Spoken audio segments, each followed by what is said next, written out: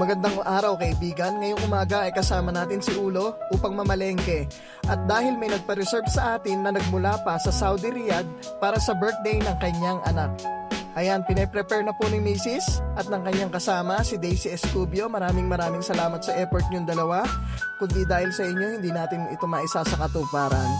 At maraming salamat din po sa nagtiwala kay ate na nagmula pa sa Saudi Riyadh na talaga namang pagka-Pilipino ay masisipag at mapagmahal yan. Kaya lagi tayo hinahangaan sa ibang bansa. Saludo po ako sa lahat ng OFW.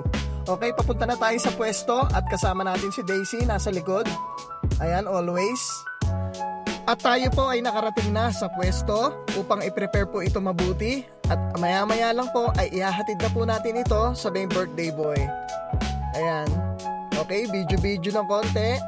Picture, pang post. Maraming salamat po ma'am sa pagtitiwala. Sana po na-appreciate nyo po itong prepare po namin para sa inyo. At eto na nga po, kinakarga na po natin sa ating sasakyan. At andito na po tayo sa location ng ating birthday boy. Ayan, binaba na ni Insan, minekos-mekos na ni Insan, ni Kuya Roderick. At andito na nga tayo. Masiyahin pala dito, ang daming tao. Ayan, hindi pa nagtatapos dyan, may kasunod pa. Ayan, dala-dala ng dalawang gwapo. Huwag kayong mahiya. Shoutout po kay tatay, nakangiti. Hello po. Okay, eto yung may birthday. Salamat daw po mama. At na-appreciate niyang sobra ang iyong pa-surprise. At nakarating na po tayo sa pwesto. At maraming salamat po sa lahat ng nakasama. Hanggang dito na lang po ang ating munting vlog. Hindi po tayo vlogger pero baka sakali lang po.